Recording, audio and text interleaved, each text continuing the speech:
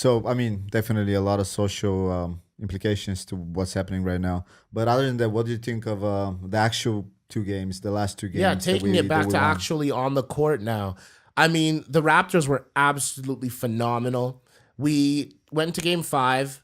So for the story arc, for those who are I'm for the ready to learn. Did you watch any of the games though? I've seen bits and pieces on Insta. Oh, okay. You know, and like that's the thing. Like for me personally, I think there's a lot of people who are, pretending to be fans. Like that was the thing on Instagram. I didn't want to be like, Raptors. This is when I haven't been. They jumped on the bandwagon You know like what super I mean? quick. Yeah. Like, I would rather come in next season and be like, okay, now I have a better idea of who of the game. Do your research a little bit. That's the most important thing about this finals thing is that was the most watched basketball game in Canadian history. 3 million people tuned in. Now with our approximate population of about 35 million, maybe it's gone up since I've looked up the stat. Maybe 38, 45 even if you want to call that. Let's just go with 40 for the sake of simplicity. You have just under just about 7.5% of the total population tuning in to watch this. That's crazy, and it's only going to go up with the finals starting because now people who really wanted to resist it can't. It's the finals. Well, so go ahead. Ticket prices went up. Oh, dude. Well, you bought some tickets, right? Yo, this guy's about to start. I'm living my best life. I got some tickets to Game 5. Game 5s are always going to be the most exciting because. First of all, just to make it to Game 5. What happens if we don't make it to Game 5? To get your money back? We're not getting swept. Yeah, you get your money back. So I could get my money back if we somehow get swept, but I don't expect that. Well, no, I'm just saying hypothetically. Yeah, I know what you're saying. Yeah. And Game 5 will be either 2-2 or 3-1 for either team. So it's going to be crazy. Someone's winning, or it's gonna continue, or it's a pivotal Game 5. So you think we're gonna get to 2-2? What I'm thinking is the Raptors are more than capable of winning this series. Sure. But I'm not gonna sit there and say that the Warriors aren't the favorites. It is what it is, with or without Durant. They've just been here before. Yes. So this is clockwork. But in terms of the matchup itself, I like that we don't have to face Kevin Durant off the top. Kawhi Leonard can spread his energies. But again, for this story arc for Milwaukee, it started off 0-2. We lost the first 2 games. We went to Milwaukee. They had home court advantage. We lost a game in the last throws of the game. We were they hadn't played in 10 days. So they hadn't played in like a long time because they swept their last series. So they came in 10 days, haven't gotten. So you're usually rusty. We could have used that opportunity to punch them in the mouth early, right? But we actually dropped that first. And we dropped that first game in a tight game. The second game we got blown out. Went back to Toronto. All the American media. Oh, these guys might get swept. Right. There might be 5 games. Like blah blah blah. We go and win at home. That was a tight game. Double overtime. Yeah. And we pulled it out and we won. Then you go and look at the Game 4. Destroyed them. Just murked them. Yeah. Game 5, now that we're back in Milwaukee, both teams have not lost at home. We won in Milwaukee in Game 5. Game back to Toronto. So let me tell you about the Milwaukee Game 5 and Toronto Game 6. We went down by 15 points in both of them. We were down by 15 in the first quarter in Game 5 and came back, battled. We kept going up and down, ebbing and flowing, and eventually we came out on top, and we beat them handily. Game 6, they came out, they punched us in the mouth early, and we didn't respond. We were responding up and down. We got within 5 points, and it went back to 15, stuff like that. But then eventually, with 2 minutes left in the third quarter, so there's 12 minutes in each quarter. There's 14 minutes left in the game. You're down by 15 points. You got to do something. It's like you can make that up even if you didn't do something immediately, but the momentum, you're at home, you don't want your crowd not in it. So Kawhi Leonard took over, literally took over. He goes, gets an and one. We're down by 15, gets an and one, which is 2 basket counts. Next shot, that's 3 points, down to 12. Defense, we stopped them. Come back the other way. He gets a 2-pointer. That's Kawhi Leonard. Boom. 2. That's 5 points in I think it was 30 seconds. Come down, stop them again. Come back. Kawhi Leonard, 3-ball, shoots it, and he gets fouled. Shoots the first free throw, it's in. Second free throw, it's in. Third free throw, he misses. This is the one where everyone can rebound it. He gets his own rebound. Yeah, that was insane. He grabbed his own rebound and then goes and gets fouled again and goes to the line. Hits the free throw. Sorry, misses the first one. Hits the second one. Comes down, steal again. It was crazy. We went on a 20-2 run, and to end the third quarter, it was we dropped. I think it was a 10-0 run to end it. Then we came out in the beginning of the fourth and just completely took over. It was an amazing effort. It really looked like a championship level because we lost the first 2 games and we won 4 in a row against a team that hadn't lost 2 games in a row more than once this season. Damn. Okay, I gotta quit. Okay, I'm looking like a podcast version here. I gotta get my. Okay. Here, spin this. The black ring. Spin that up. There you go. Keep going. Here we go. Okay. Oh, I still looking like a version out here. Yo, okay. Bam. You're good, okay. you're good. So from the outside looking in, my question is, one, do you? And this might be the most common question. Do you think Kawhi is gonna come back to the Raptors? Like, do you think that he felt like that he needed to overperform? Great question. Because he is looking to go into another team, or do you feel like he has genuinely found a love for the city, and because of that, he felt he had to repay the city for all the contributions they made to him? So. Well, let me go first because I know you're going to give us all the insiders right there. But from my perspective too, I would say that he probably likes the city for sure. He's grown to like it. I don't think he's that emotional when it comes to his decisions, though. I think he's going to make a business decision, whatever's best for him, and that might not be Toronto in the future. I think he's just very calculated. That's what I think about him. Even his laugh. Like everything, he's just so calculated, right? He doesn't want to let out any emotion. Like even his laugh's kind of like held up. That's why it comes out like that. He's trying to hold it up, but it's, you know what I'm saying? But in any case, I think that he might stay. But even as of now, it's probably still 50-50 from what I think. If they win, probably the chance increases a lot more. Mm-hmm. And I don't think he's doing that only to get bought somewhere or traded somewhere else and to prove it. I think it's more of like he had a bad season last season. He couldn't, perform, and he's trying to make up for all that. Mike, I definitely agree. Like, I mean, at the end of the day, this is a guy who played 9 games last season.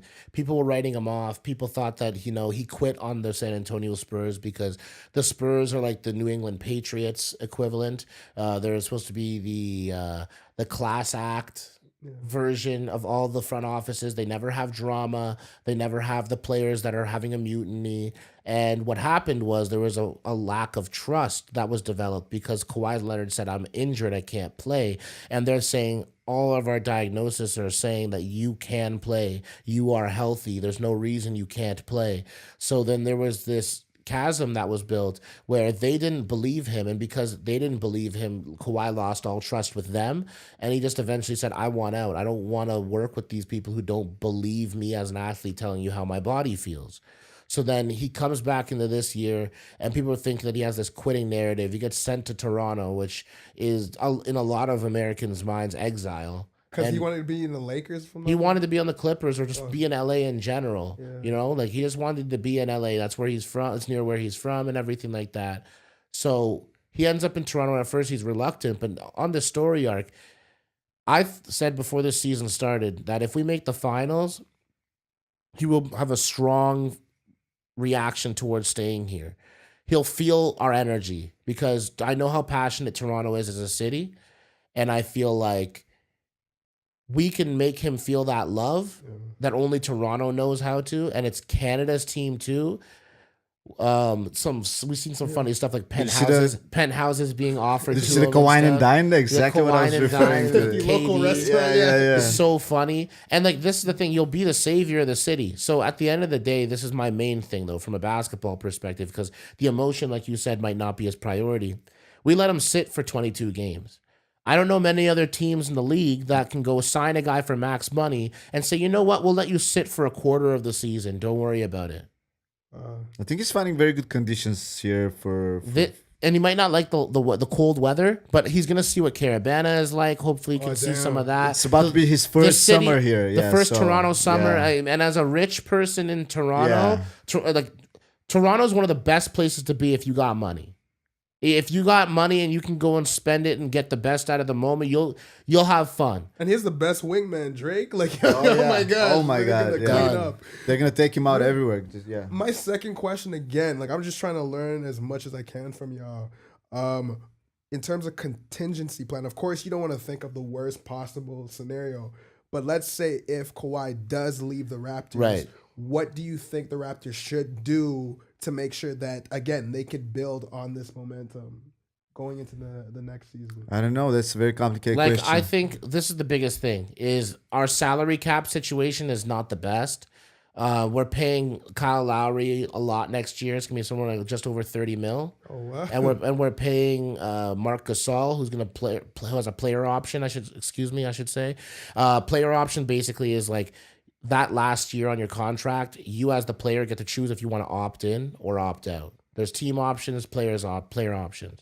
So that last year, that player gets to choose, okay, you know what? I'm going to opt in and take the 25 mil. Or if they played better than 25 mil on the open market, they'll decline it and make more money. But so, for example, Kawhi Leonard has a player option as well for next year. He's not going to take a player option. He's going to take a max deal. So, you know what I'm saying? Yeah. Point being is this. If we don't retain Kawhi Leonard, it's going to hurt because we don't really have the next man up, because we got rid of DeRozan, and we basically banked on auditioning for him and pressing him enough to stay.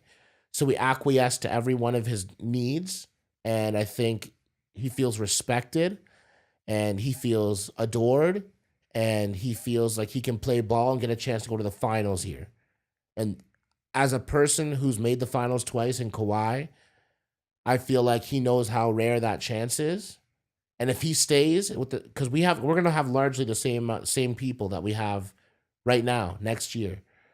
Danny Green's coming off the books; he probably won't get re-signed.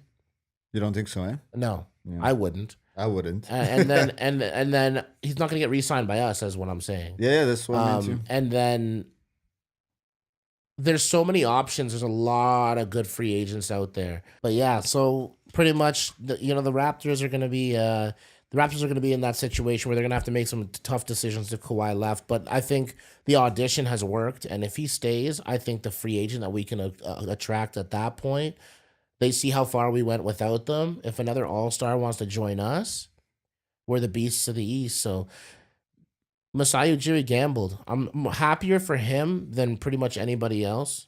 Like, I mean, he took a huge gamble. He got rid of the coach of the year. Yeah. He got rid of the guy who wanted to stay in Toronto for the rest of his life. And it earned him an NBA Finals berth against the Dynasty Warriors. So, without Kevin Durant, this is a chance that the Leafs... It's not going to get any better than that anytime soon. Yeah, and I love it. So, I can't wait. What do I have? I got Raps in 5. Could you imagine? Honestly, should I do an optimistic prediction as well? I'm gonna actually stick to Raps in. I'm gonna say Raps in 7. It's gonna be a dog fight, and we're gonna go some games. Well, last time when we did the predictions for Milwaukee, I said Milwaukee in 6. I said Raps in 6. And, I got you. Yeah, so I'm like a little cautious right now. I'm like, should I fucking say the obvious, like Warriors in whatever? Like, I should be a little more optimistic and say. I think a lot of Warriors in people. 5. I think the popular opinion would be Warriors in 6. Yeah, but that makes sense because they'd be closing on home court. But right. I mean, I want Toronto to win. I'm just gonna put that energy out there. So I'm just gonna go. And I don't think we're going to win in the Oracle. Otherwise, I'd say 6. That's why I went 7. Right. 5 is just ridiculous because I'm going to game 5. So I want to see that if that's what's happening. What do you think this win could do for the city? Not even just in terms of the NBA, but like overall business. It's gonna work wonders because Toronto's a world-class city. People will be like, oh, this place is a buzz. They'll check it out. The right people will come and check the city out. And I mean, from a business standpoint, you've made yourself a destination. Now you're no longer trying to convince people to come. People will just want to be here. It's just yet another reason for people to want to come and check out this great city. But in an NBA spectrum, do you think it would change a lot of things that we've probably been too lazy to like the kinks in our I'd say in our gear or in our overall armor, like having what was the term you use, a low buyout rate, or no, like A the buyout? What are you talking about? I'm just showing my colors. But in terms of like securing an athlete, like we have a small like rate for what was it, the finances or whatever. Oh, right. Well, I mean, like, what happens is obviously we're Canadian dollars exchange rate. Like, you don't make as much, but it might make it more attractive for future stars to come and play out here. no, for sure, Let's say we're that. definitely. Okay. So I think that's what you were kind of trying to get to. In my is weird that way. Now, if we put our name out there, like obviously in the social aspect of it, it's going to grow the city, but also from the NBA aspect of it, I think it's going to definitely attract. Like if a future star is like on the fence about coming to Toronto, now it's a lot more like, oh, okay, yeah, that's an actual place that I can go to and maybe win a championship, which was never the case before, right? Made ourselves a destination, man. Yeah. Now we're not begging people to reach, and people aren't be like, "Oh, I'm not going to Canada." Like, what's going on up there? It's like you just gotta see it for yourself. No, but you can see that buzz, right? Like all over comedians and For sure. whatever rappers, anybody like just pointing towards Toronto. They're saying, "Oh yeah, Toronto's amazing," this and that. Like everybody has only nice things to say about Drake is a big, like, people Such hate an him. ambassador. He's yeah. a global ambassador. Yeah. He's Bro. officially like affiliated with the team. And honestly, I feel like, again, I'm not gonna act like I know basketball clearly after my last question, but honestly, to his credit, I feel like he was a big part of that rebranding. Like he's someone who like stayed true 100%. to repping the Yes. city. Like so, even in that retrospect, what do you guys think that if, let's say, we were to win, you know what I mean, knock on wood. What do you think? What are little, because I always look at clout as like social currency. You know what I mean? Obviously, this win will trickle down to actual currency, but like, how could we use this momentum in our favor going forward from a business standpoint in the NBA? I mean, you again, like when you have culture, desire to be in a city, you're gonna want to be in that city. It's like a Ouroboros, like the snake that eats itself. Like you've started a cycle where it's on autopilot. We already have all. It's like the same thing as like, say, even this podcast. You know, it's good content, but how are you gonna be able to find it? How are you gonna be able to discover it? You need to have that big break. And right now, the biggest break that we can have is being on a final stage. That's going to parlay into all types of things, you know, especially if you build a dynasty, you make yourself a destination. Like the Warriors competing every single year. These people have investors from Silicon Valley because that is a fingerprint of the area that they live in. Well, Toronto's a huge entertainment sphere. So you're going to have a lot of walks of entertainment. It has a huge financial sphere. You're going to have a lot of financial people attracted to this city because they'll know that thriving sports in the city makes your GDP better. And that means more business opportunities. So the trickle down effect is you're globalizing the sport. How good is globalizing anything? Like we've seen musicians that have a global hit. What does that do for them? Well, that's a one person. What about a city? Like it's hard to quantify, but it's a great question to pose because it really does have huge trickle down effects. Yeah, I think we're definitely going to see it in the next 5 years or so. We're going to see a lot more development in Toronto. You already see like it's growing. So many people out here building all them condos. Hopefully, someone moves in. But even in terms of, I think when you bring up the entertainment industry as a whole, like it could become the LA is already LA. You know, Hollywood is Hollywood. Obviously, But like you guys touched on, if Kawhi is able to bring that win, you already have amazing tax credits when it comes to filming other media in here. Right. You add an NBA win, a championship win to that, you're slowly building a mainstay, a staple, you know? So Yeah, no, for sure. I mean, again, looking forward to it. I got back on that NBA stuff just a couple years ago, so I was Yeah, it's like kind of great. detached. I'm just for a little super while. happy for the city, man. Like seriously, I'm just so happy for the city. It warms my heart knowing that like this great unifier that we know is sport is something that we are getting to experience at the highest level in a particular sport. It feels really good. Like it feels awesome. So I'm really happy for the city. I've seen people that would never have been basketball fans turning into basketball fans, which is literally what you want. This is how you get people to buy in. Is you have to give them something to want to buy into. You have to have a product. Yeah. And people thought that Toronto couldn't survive in the basketball sphere, and I'm just so happy that we're proving them wrong. It feels amazing, actually.